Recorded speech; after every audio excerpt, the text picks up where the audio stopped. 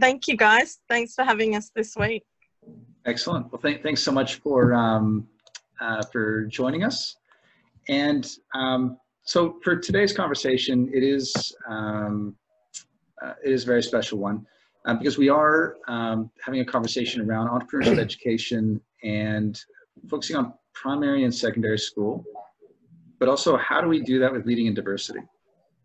So these series of conversations are originated about 10 weeks ago, primarily around COVID-19 and some of the impacts. But what we've done is expanded it out to say, what are some of the systemic challenges that we're facing in Australian innovation? And education and entrepreneurship in primary schools and high schools is one of those, is how do we bring that to the next generation? About 3 or 4 weeks ago, we had a session where we did look at it broadly. And some of the topics that came up were around curriculum, and how do we get school education in curriculum? How do we get it maybe extracurricular in schools or complete new programs outside of schools? We have other ones where they're talking about how do we change teachers' capabilities and skills and build those up. Other ones, how do we change mindsets across all of the curriculum? And one of the ones that came up is how do we support entrepreneur education for people that may be even missing out? So if we do all of those things, we may raise the tide for everybody, but we may also increase some of the gaps as some of those interventions may only be accessed by a few. So then how do we support for some of the people that may not have access, such as indigenous, people in regional areas, or people, or females, or any other segment that may currently be not maybe scoring as high, which we are seeing. There's some OECD reports that are coming out where they are showing some discrepancies in scoring. Overall, Australia is slipping as far as some of our ratings in education. And in some of the other areas, such as females or indigenous or regional areas, they're slipping even faster and even further. And so how do we address this? What are some of the things we can do? And so these are some of the conversations that we're going to be having today on saying, how do we support people who, across everybody? How do we provide entrepreneur education across the board? And what are some of the special focuses on? And what I might do is I might just open up that question on what do we think as far as the current state for entrepreneur education in some of these specialist areas, such as regional areas for female entrepreneurs, female young people, or for indigenous. What are we working with and what are some of the challenges that we're experiencing? And Margaret, I know that with the Young Change Agency, you kind of have a very broad perspective. So I was wondering if I can throw it to you to kind of kick us off from kind of an overarching perspective, and then we'll kind of drill down. I think Margaret's just hopping back on board from a tech perspective.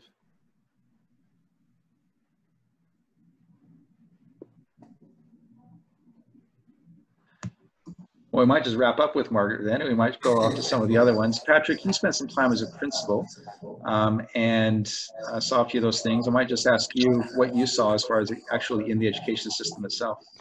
Sure, well, thanks, Chad. Hi to everyone. In terms of my input today, Chad, I would like to wear 3 hats. One, as you've mentioned, just finished at the end of last year, 10 years of principalship at Southern Cross Catholic Vocational College, a school that I was the foundation principal at.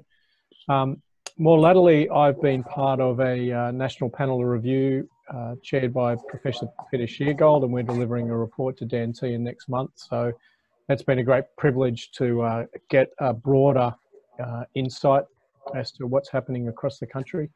And more latterly, I've moved into this role at Sydney Catholic Schools. I was invited to take on around pathways and partnerships. So being follically challenged, wearing several hats simultaneously is a good thing from my perspective. I might, in the first instance, Chad, just reflect a little on my experience at Southern Cross. As I mentioned, it's a senior vocational college.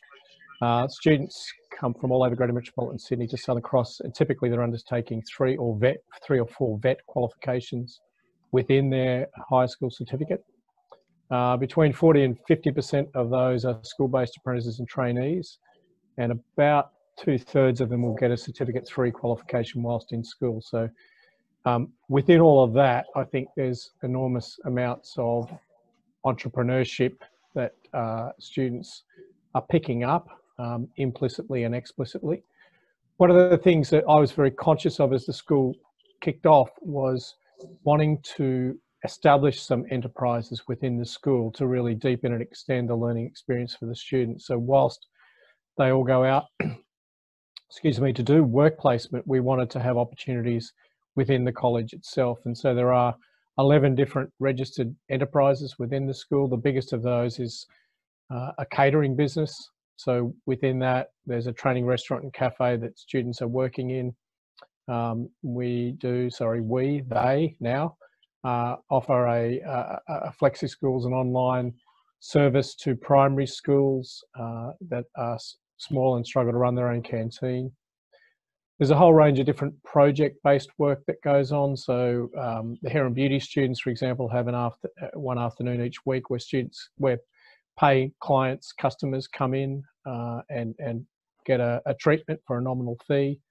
Some of the heavy trades, construction, furniture making, do commissioned work. So that's a whole bunch, I suppose, of things, Chad, just from a school experience.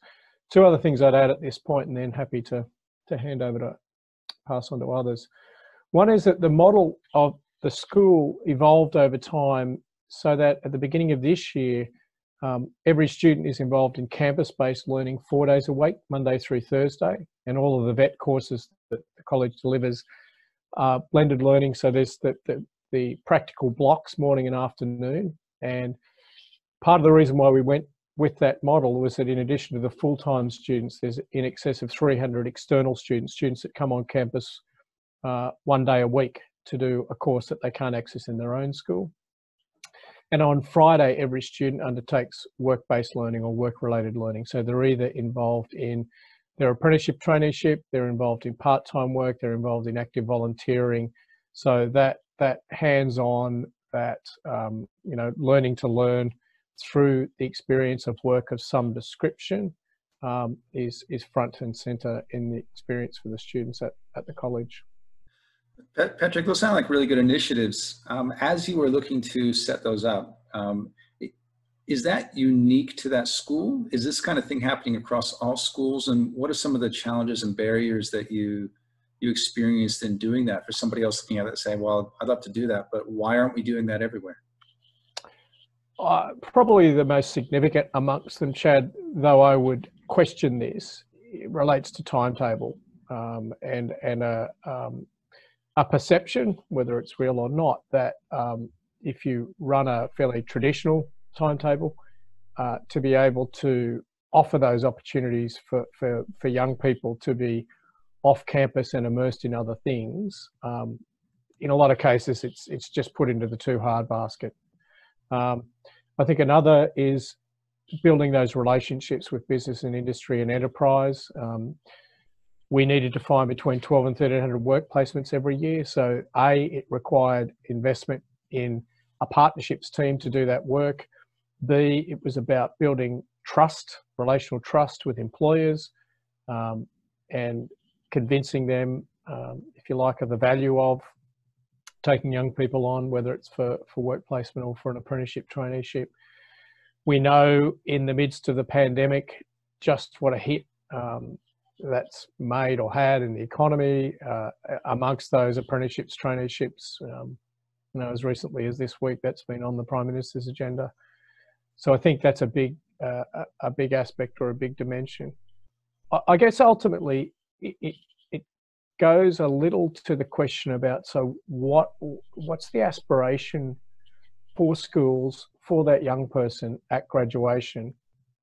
If the narrow view is the delivery of the HSC or the QCE or the VCE or the SACE, then so be it. But if we as educators are committed to much more than that, then I believe that the thinking that needs to take place, the modelling and the resourcing that needs to go into that needs to follow. Thanks for that, Patrick. Haley, I want to just touch base with you on some of the things that Patrick mentioned, particularly around some of the challenges on creating some of that trust between the community and the students, be able to get them engaged, and also maybe some of the stuff that you're seeing on, our opportunities in school, particularly for getting young people engaged in entrepreneurial type activity, is that equally accessible for everybody at the moment based on the stuff you're doing? And also maybe just share a little bit about what you do and who you are. Yeah, no worries. So I guess I'm also wearing two hats, but predominantly with my Foundation for Young Australians hat on, and then I also am the co-founder of the National Indigenous Youth Education Coalition.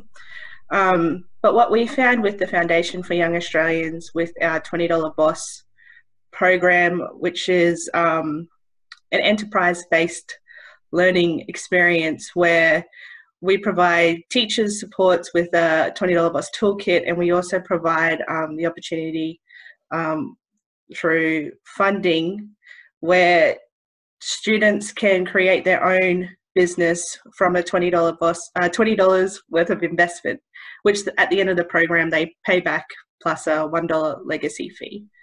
In terms of inclusivity through that, we've had schools from remote and regional locations access the program because I guess at the heart of it, it's around supporting teachers with the resources needed to integrate enterprise learning into their existing curriculum. And we've mapped it across the Australian curriculum, making it,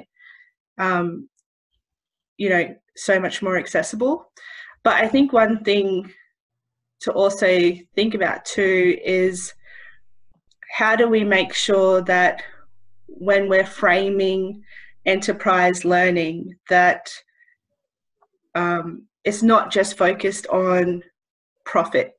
I think what we've found is that there's so many amazing skills that you learn through enterprise education, like global citizenship, communication, that are transferable. And these are the types of skills that young people need to navigate a really complex changing future.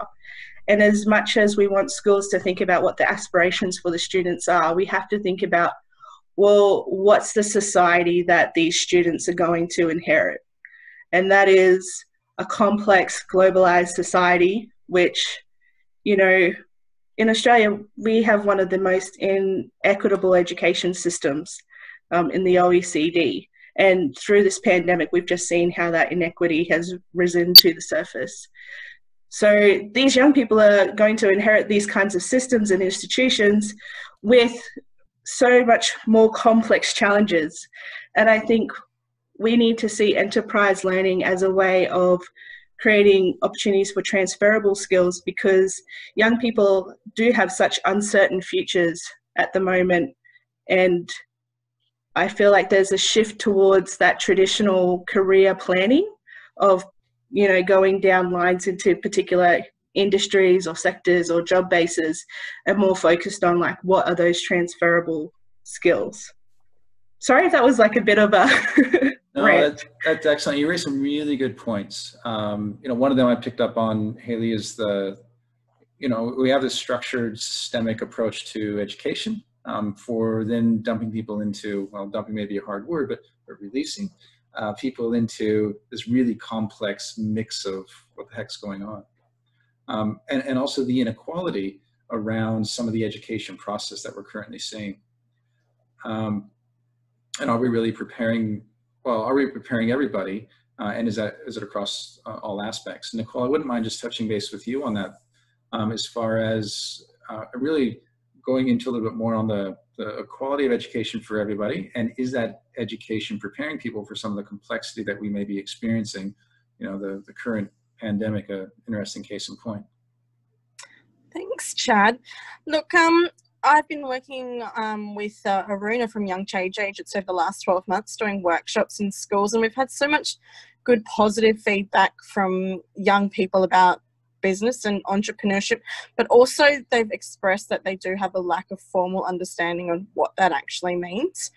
I think for me that we need to, as experts in these fields inject a lot more of this into the curriculum within the education system to make sure that if, this is a pathway that young people want to go down, they're equipped with the skills and knowledge from such a young age, and then they've got the support and network around them to follow through on that. I guess from an Indigenous perspective as well, going into business for young Indigenous people, being the custodians of our culture, knowing that we're the subject matter experts of thousands and thousands of years of lots of different things like culture, art, music, song, passed down through generations. We're encouraging our young people to continue our journeys through all of those learnings and creating businesses with them. So we've got the seed, we've got the idea, now we just need to have the structure instilled from a young age whilst in school in order for them to succeed in the chosen pathway they choose to take. Nicole, one of the things about learning is that we can look to the people that are ahead of us. We can look to the people that are in industry, or like it's that aspirational component of, I want to see what success looks like. Yeah. How do we do that? Like, how do we get those priming agents to be that draw for people as they're going through to say, this is what it looks like to be an Indigenous entrepreneur, or, somebody from a regional area giving it a go, or, we see a lot of that within the female entrepreneurship culture at the moment, which is good. But how do we expand that to some of the other ones that maybe be facing some of the inequality that Haley mentioned? Well, I think with Indigenous young people, for example, again, still there's a lot of different ways that entrepreneurship / business registers with them. Like you've got your norms, I'm going to say the Daniel Motlop of the world, who was an AFL superstar and who's gone into business for himself. He is a typical, what you'd call a businessman, an entrepreneur. But then, we've run the sessions with young people who, I guess, aren't as, there's not so much of that in their curriculum that they understand. So they may have family members which own businesses, but then we also look at really highlighting people within the community that they can relate to. So I ran a session this morning because it's Reconciliation Week, and I had a lot of young women come to it, young Indigenous women, and they were a little bit unsure. So I started throwing names around like Nova Peris, Kathy Freeman, just role models within our community that are potential leaders that have, in their chosen field, they were successful, but they've also gone on post that to become successful businessmen, businesswomen. I think that role models is one of the biggest things that young people that we have workshopped with over the past 12 months has said that they need in order to succeed. They need to see it. They need to see that there are people that have come before them that have walked and traveled that journey. So it shows them that it's possible, that they can, those people can help them navigate and follow their dreams. Yeah, it's good. It kind of speaks to some of the award programs we see coming around and some of the specialists, like it really reinforces that need for dedicated programs to address some of these things, which then attract those. Whether if we just have a program for everybody, it'll probably attract the more of the everybody's rather than the specialist ones. Josh, I want to touch base over with you on some of the things that you're seeing from a practical perspective in schools on maybe some of this diversity in approaches versus maybe some of the kind of the All Things for All People programs. Are we seeing a distinction there? Maybe share a little bit more about what you do. Yeah, so I'm at Gambier High School, which is an entrepreneurial specialist school in South Australia. So it's a government initiative to sort of embed entrepreneurial learning in some schools. And I suppose we're being rural, regional, is a unique opportunity for us to really start having a look at what this stuff means for us. What does entrepreneurial learning mean for students? And being sort of halfway between Melbourne and Adelaide, it's a funny spot where we're living, where for a long time the traditional norms has sort of been wait in school until you're old enough to get a trade, then you leave, or wait until you're old enough to go on the fishing boat and then you leave. So there's this long history now where kids have sort of just used to just looking for those apprenticeships that come up. But being in a rural setting, we're looking at some of these businesses shifting, the sort of jobs that are out there shifting. And for us now, we're looking at implementing programs. Again, these are unique mindsets that allow kids to start thinking about what kind of jobs they could be doing. So we're in the real infancy of some of these programs, but already just trying to link our students, select students with outside businesses, industries as sort of role modeling places to play in. One of our biggest things we're really trying to do with the entrepreneurial learning is making sure that we're hitting all students all the time as much as we can. Obviously, this is a big thing to sort of be aiming for, but it's really easy. Sometimes we've got these sort of fly-by-night programs that come in, and it's really easy to pick your top students, your STEM students, your traditionally academic students, and go, you know, come along, let's involve ourselves with these programs. But I think if we're to succeed as a regional entrepreneurial school, we need to be making sure that the programs we're delivering are accessible to all. So funnily enough, just while I've been meeting with you guys, we've actually had a group of kids on the other side of the screen who are working with one of the universities who are embedded at our school, working with a teacher. These are your non-traditional academic students actually being selected through wellbeing concerns, and it's actually trying to give them the skills through an entrepreneurial entrepreneurial project to start developing some of those resiliency skills, learning what to do when they don't know what to do.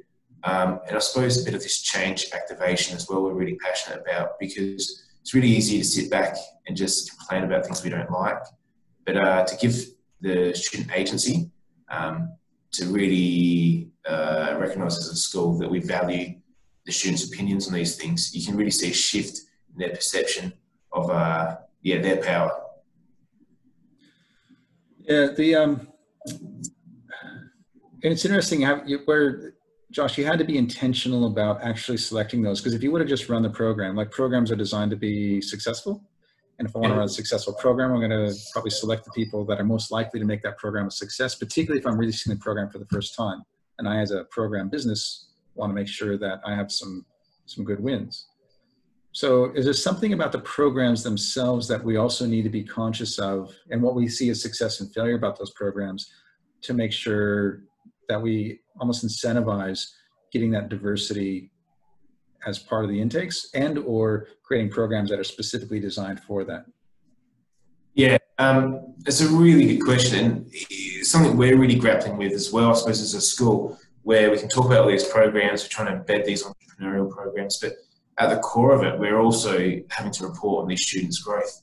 And so how do you, through these programs, measure some really abstract ideas? You know, it's really easy to mark an essay, it's really easy to check some maths questions, but to measure a student's growth and their thinking, complexity of thought, how many people they've connected with, in a way that ensures around academic rigor. So those ideas are something we're still really grappling with ourselves, is how do we make sure that we're doing both things, where we're meeting the academic requirements, but also, again, like you're saying, hitting those kids. So the choices we're making, I suppose, when we're running these programs, we have to be really careful with what steps we're doing and what we are expecting out of it. So again, this workshop we just spoke about, the way that we're working with these students for 5 weeks is, at the end of it, their reports are going to be written by them. They're going to think about their growth and think about their own personal development, and put together a folio of their own work and actually reflect on their own learning. I think more than anything, it's reflective learning and thinking about where we've come from and where we're going to is really important. And that's part of, I suppose, our program design, is at the end, is actually thinking, you know, stopping, taking stock and thinking what to do next, which I suppose is a lot of those teaching tools we're already using. Yeah, and it's interesting you hear you say that, Josh, because I imagine if I were to speak to somebody in your position maybe 5-6 years ago, they wouldn't necessarily have the awareness to start thinking through some of these things. One of the things we often talk about is the innovation ecosystem. Even entrepreneurship, while it can feel inherently like a positive, it's actually kind of morally neutral, meaning entrepreneurship itself isn't necessarily going to be addressing some of the systemic challenges. It's actually how we're intentional about directing it. Margaret, I was going to start with you to set the scene, but I think actually it's benefited by you hearing all these different perspectives to actually kind of give us a bit of an overview of what you see as the lay of the land, and what kind of from your perspective on a broad range of topics, from what you've heard. Still on mute, Margaret. Apologies, I'm in Sydney with great NBN and look what happened.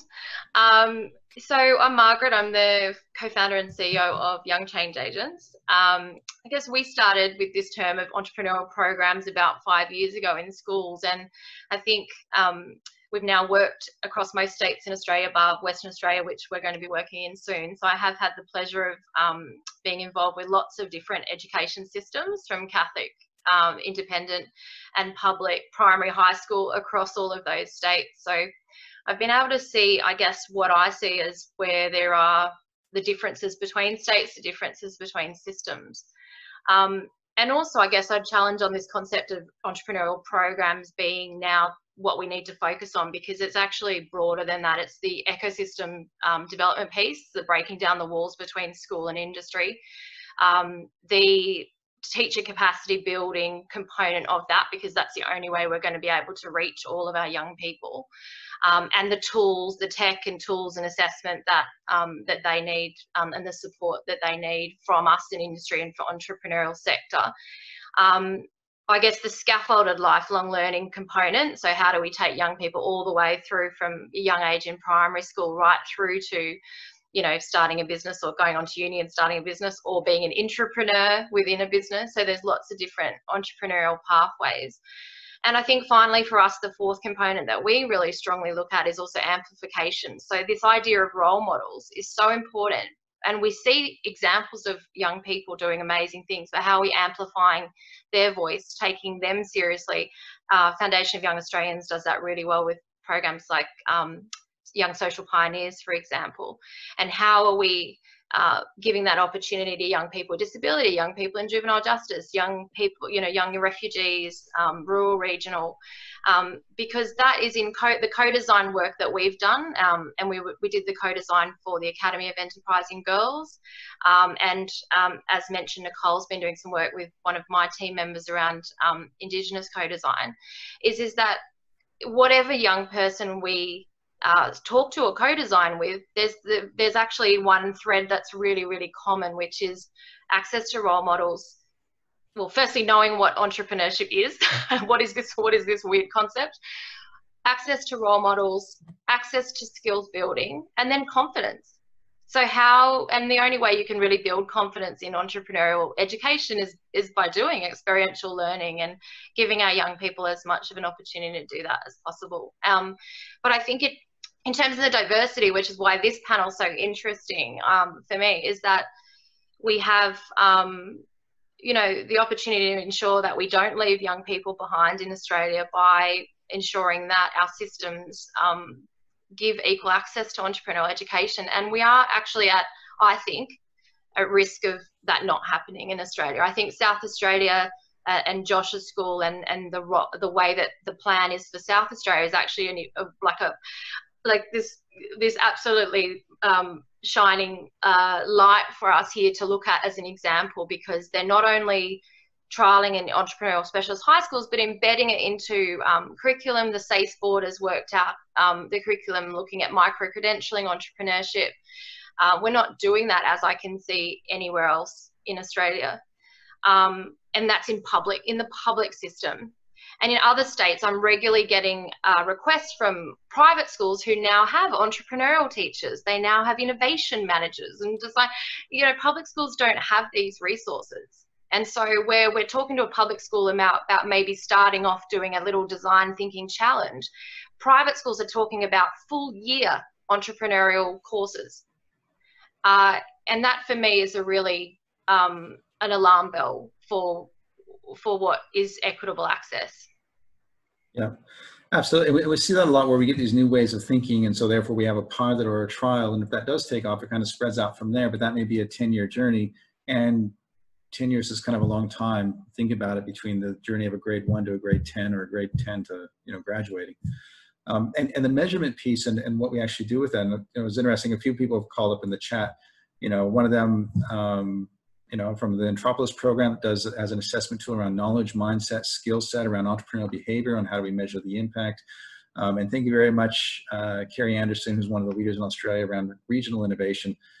regional entrepreneurs, challenging me on whether exam scores are really the best way to assess entrepreneurs. But then again, how do we build up the technical capability as well? And so we do kind of need both. How do we measure in the new way?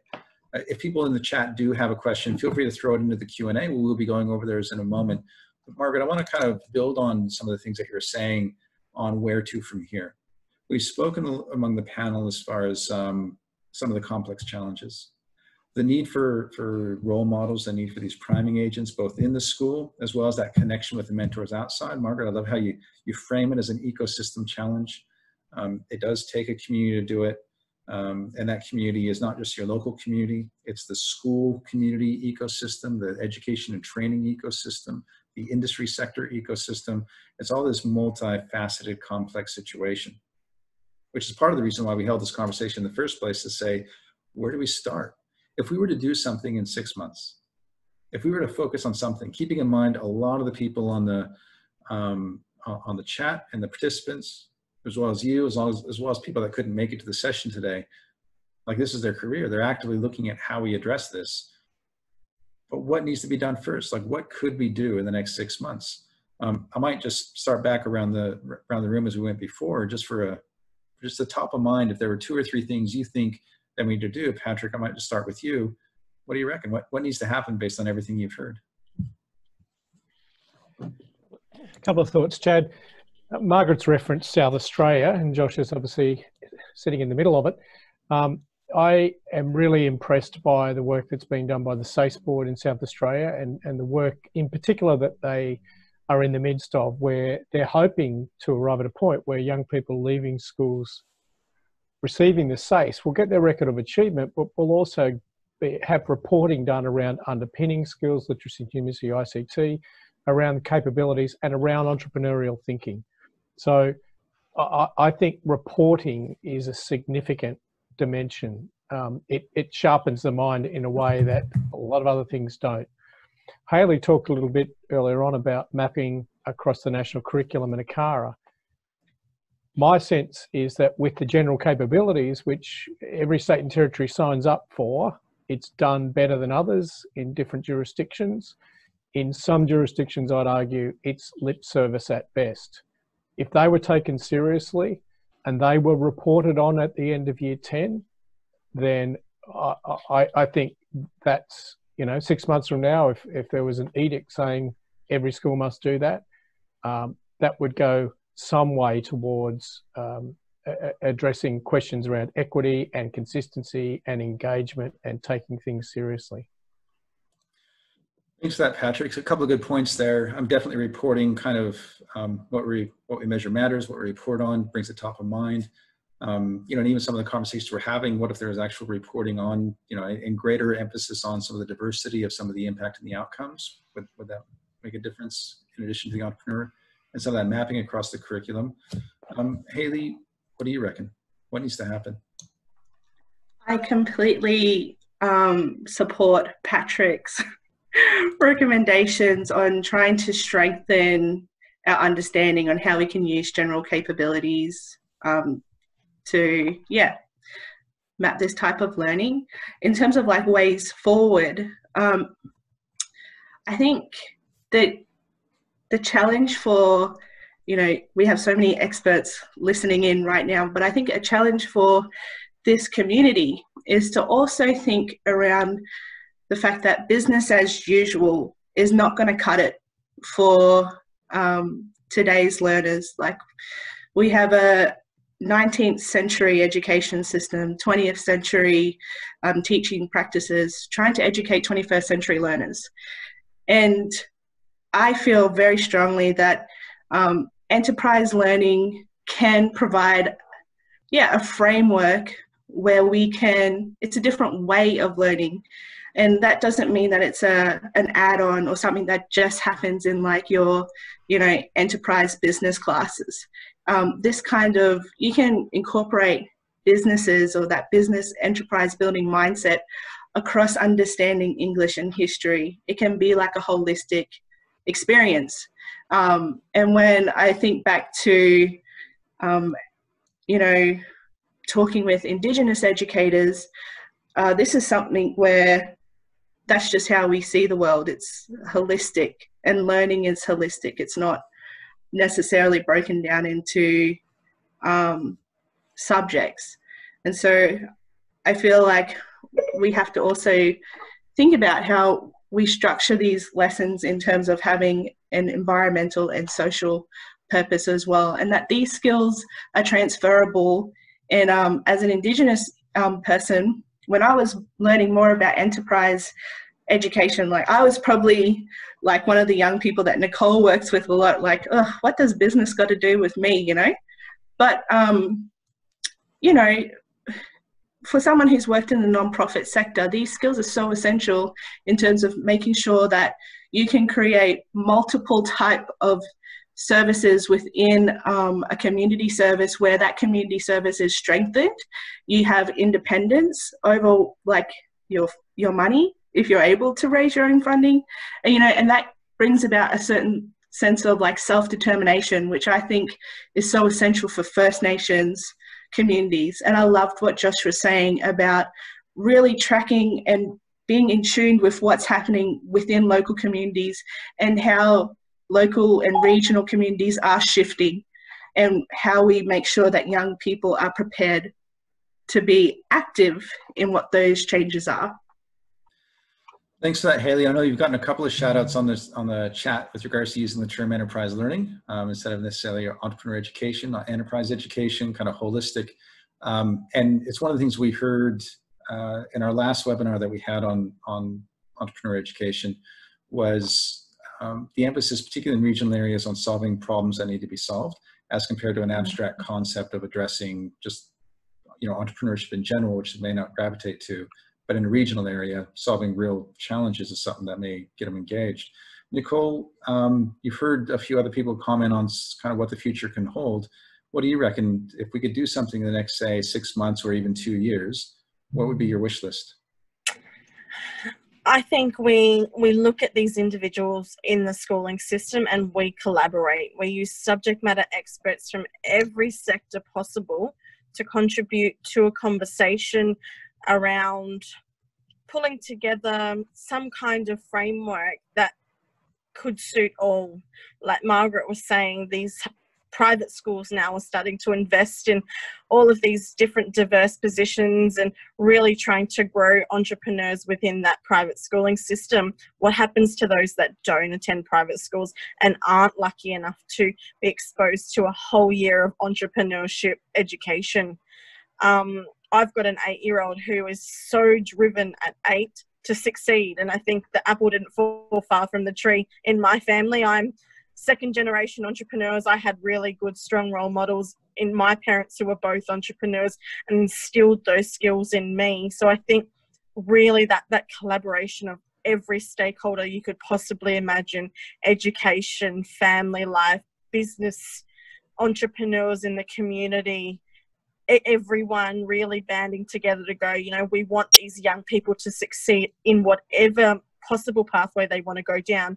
How do we make that possible for them? And how do we really invest in them and their future?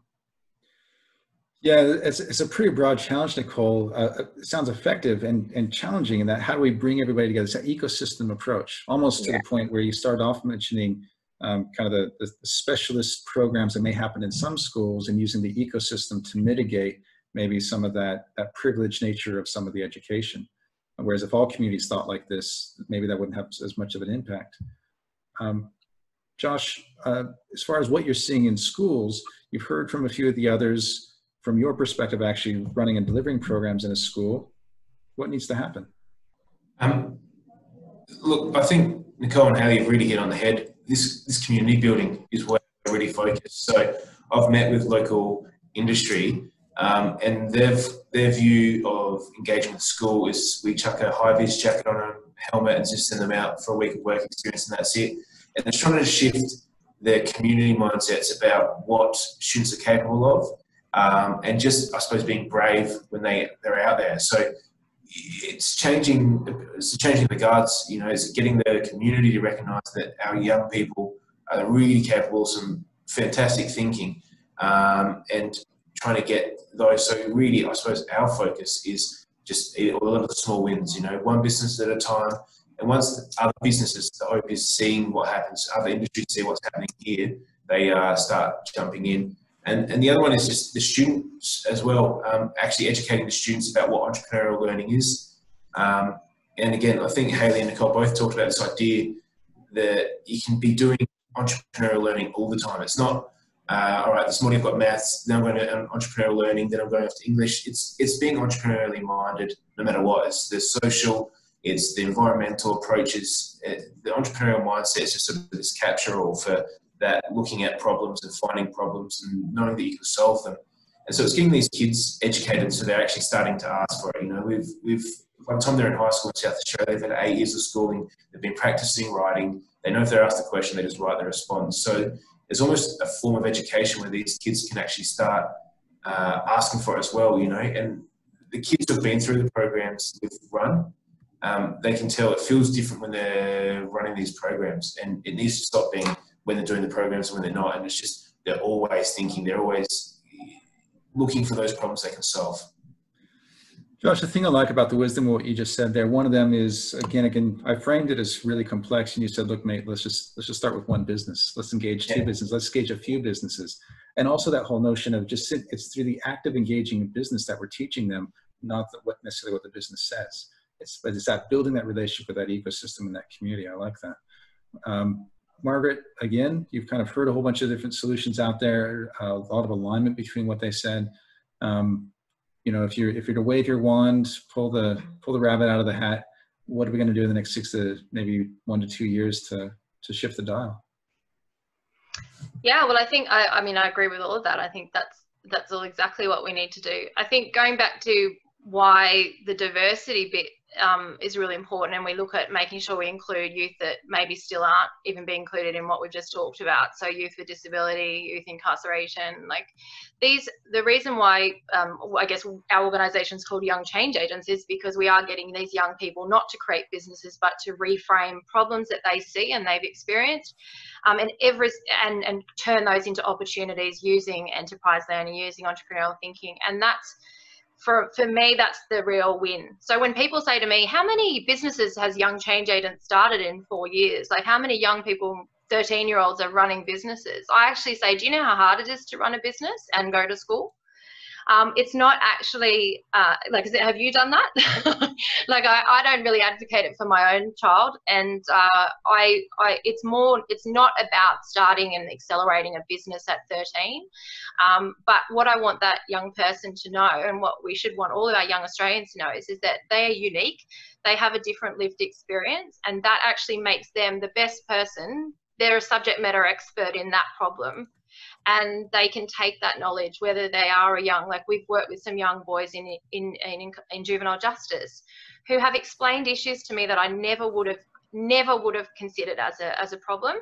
And so they, being able to reframe that and turn that into a solution, created something so innovative that none of us would have thought of. And that's that inclusivity that leads to diversity in ideas, amazing business opportunities, but also entrepreneurship is a catalyst for creating money, creating jobs, creating community around them. So that diversity, the beauty of entrepreneurship to me is that it provides and builds up all these little micro communities around Australia that we have.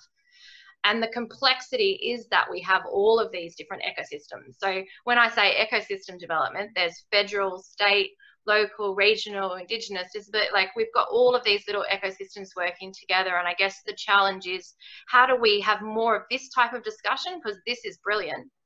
How do we join all these amazing people doing these things in these different ecosystems together and share resources and tools and reporting and assessment, all of these things that people are crying out for? Each of us can offer a part of that. And together it can be a really powerful, but separately, where it's just all bells and whistles, I think. Yeah, it is bringing them together. And the other point, Margaret, I just want to bring up, I love what you said, is that the people with the lived experience are the best ones to lead into the future, which I think is some of the work that's being done in Indigenous, in incarceration, in regional, in female, in disabilities, in anything that is not the dominant class, we just have to acknowledge. they're the ones that actually will be leading us in the next generations. Because it's not the ones that have access currently that can lead to maybe reduce the access or really reduce the gap as much as the ones who lived it, and then they can speak to some of the core challenges and understand the best. But then how do we do that as a community overall?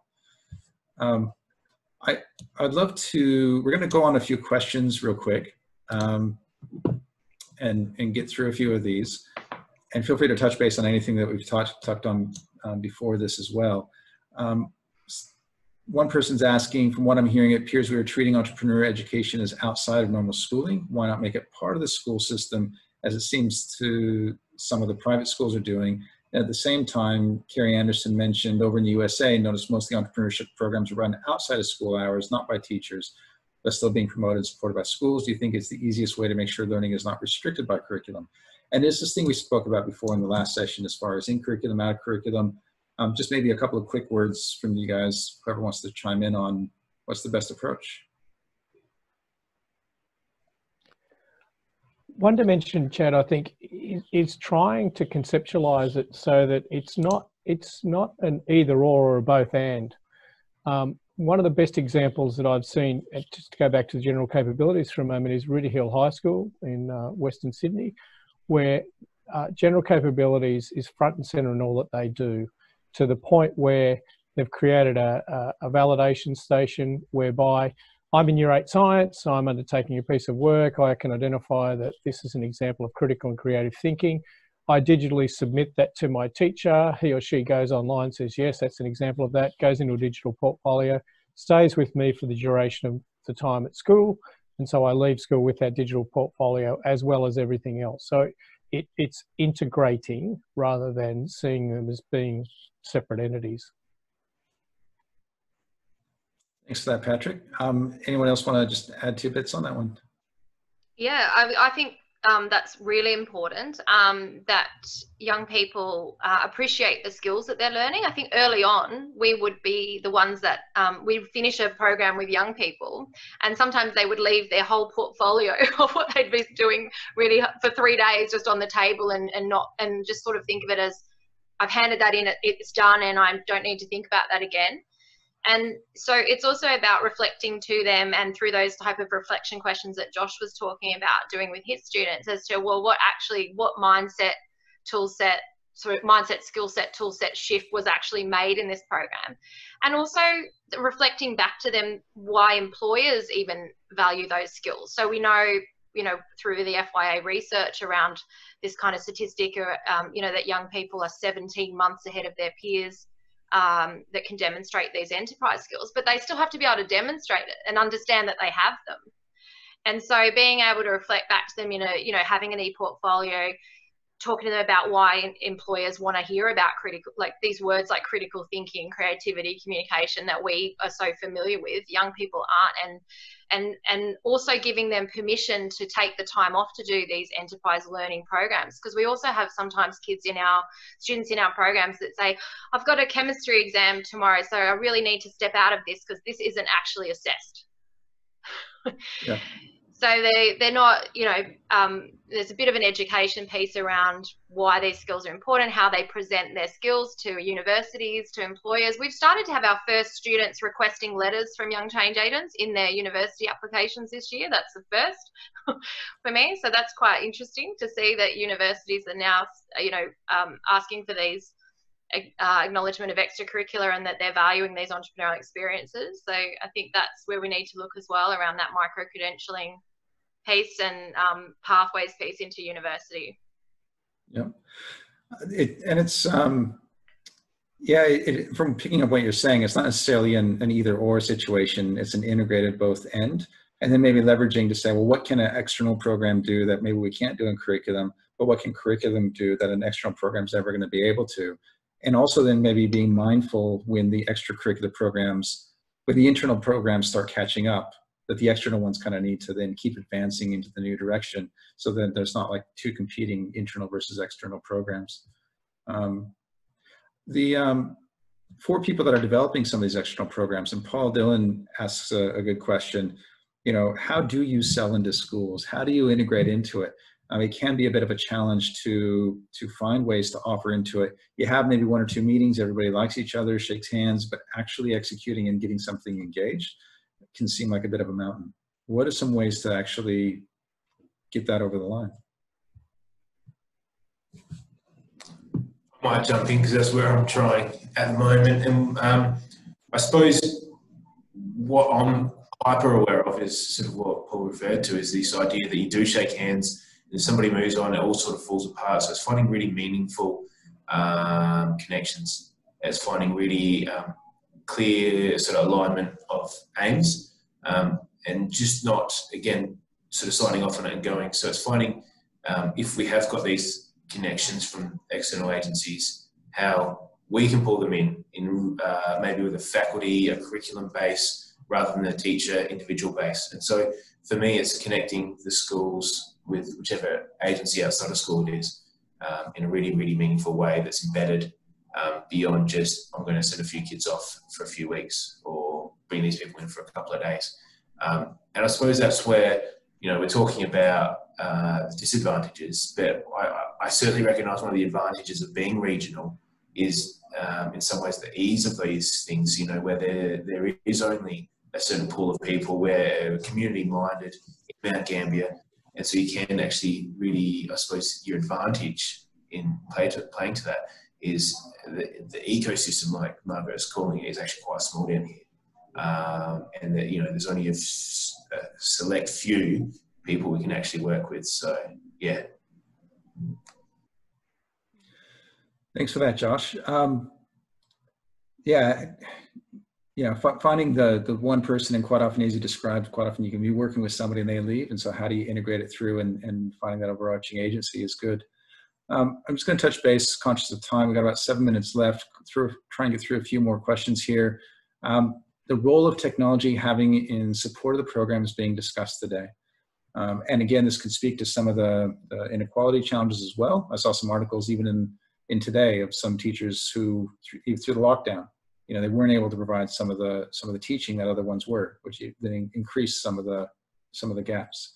So what role does technology have in addressing some of the entrepreneurship education opportunities? Does anyone else want to go, or I can go?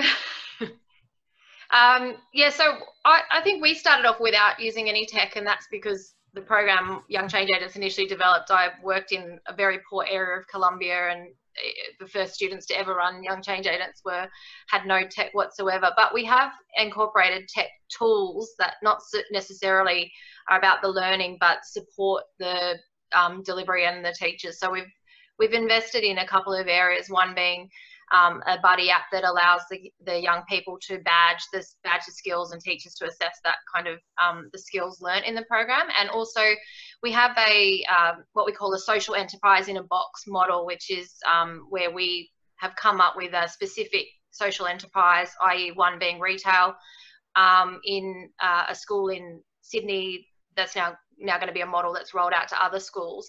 And so we've developed a piece of technology which helps run that specific enterprise. It creates a digital currency for young people, so they can design and create products to test in the shop, and also sell them. And it runs on a virtual currency, so all the kids have bank accounts. So it's more about, for us, the technology is how do we support, support the teachers in being able to manage and roll out programs, because teachers are completely time poor. And they want to do all of these things. And for us, it's just always about how can we better support these initiatives and look at what the challenges are. So we have been during COVID doing some virtual online challenges.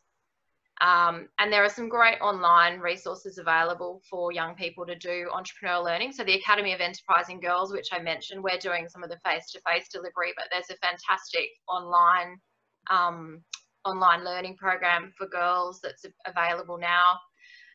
So there's certainly lots of good online learning opportunities also. Yeah, excellent.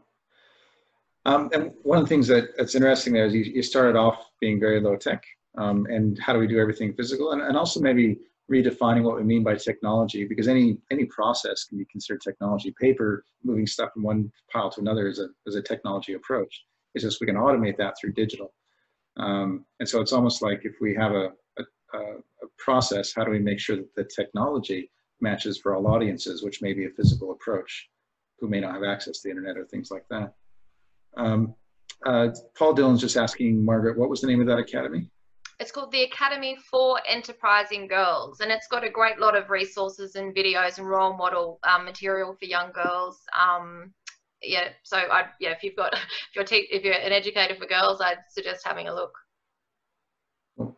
And we have like there's some really good comments coming through. Anna's who's saying we need to be confident that our students understand they are the ambassadors of themselves, their families, their schools, and their communities.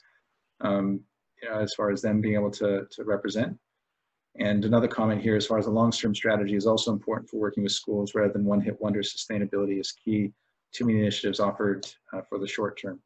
You know, what is that long-term strategy, which I think is what we're trying to understand what that model is. We're just going to wrap up, and this is National Reconciliation Week. As you know, as part of National Reconciliation, we asked before when we opened up what the traditional custodians of the land are, and I would just like to say, with all respects, it's the Yagara and Ugarapul people within Ipswich, and I do pay respects to them. Margaret, good call on having me, you know, just get right about it as far as looking that up. So thank you for that. And I do just also want to thank very much the panel for your time and comments today. We've got about 3 minutes left. There have been a lot of questions coming through. It has been engaged chats. Thank you very much, everybody, for coming. Are there any last words that you guys would like to wrap up as we look to moving this forward?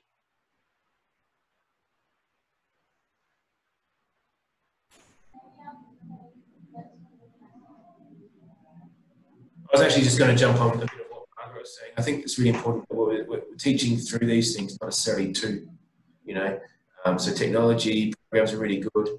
They're just vehicles though, you know, so if a kid's writing an essay or they're filming or they're dancing, whatever it is, it's about that development of skills. And it's really easy to make sure you have these 3D printing something. But the understanding of that as a vehicle to the result rather than that's the result as a 3D printing. So I think, just further what Margaret was saying, I think that's broadly with entrepreneurial learning, not just technology, is, you know, it's not just the end result, is how do we have this lifelong learning? Excellent. Learning is absolutely lifelong, but not linear. And employment similarly is the same.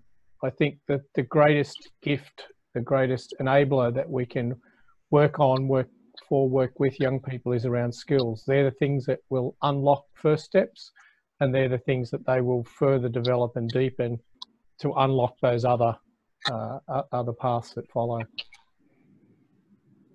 Thanks, Patrick. Can I jump in quickly, Chad? Please do, Nicole. As an Indigenous role model in my community, I really have hopes and dreams for the future of my Indigenous generations, that we can just light the spark of fire in one of them by doing all of the education and instilling in them at a young age entrepreneurial skills. Just one could come back and say, this is what I really want, and I know and feel really good that I've helped that person. Yeah. Absolutely. Yeah, I'll just end by saying that enterprise learning, it's as much, and learning in general it's as much of the journey as it is the outcome. And I think so often success is always defined by what your output was. But, you know, having an enterprising mindset is also being iterative and reflective and trying again. And I think those are the kinds of skills that we really need with uncertain future that young people are facing right now. Thanks, Haley.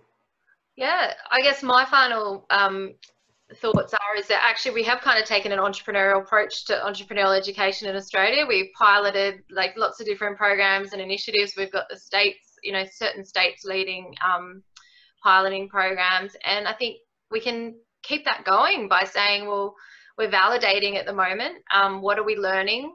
What research needs to be done? What curriculum work needs to be done? And everyone take the role, you know, everyone taking a different role, and that's why we've got even the diversity of panelists today, and in your last one, Chad. And I think it's fantastic that Chad's taken on this very volunteer kind of role of bringing us all together. And I think that's, hopefully this is just the start of pulling together the ecosystem of people interested in this area and all the people on the call. And probably you could do this 8 times, Chad, you know, in terms of panelists and people interested in wanting to be talking right now. So I think that's what, you know, that's our next steps. How do we do that? Because that's what's gonna make the difference. Yeah, thanks for that, Margaret. That's a good segue into closing this out, in that the next step after this is we are going to be having a conversation. I believe we're talking around the 10th or 11th of June, and bringing some people together that have raised their hands. I'll be sending an email after this talking about a survey that we have open where people can nominate themselves to be leaders in this space. We're going to be getting people together and say, look, we know there's a lot of really good things happening. How do we bring the nation together and maybe accelerate some of these, maybe get some things we can get in some bite-sized chunks? Are there 6 months initiatives where we can raise those up and really address some of these wicked problems across Australia?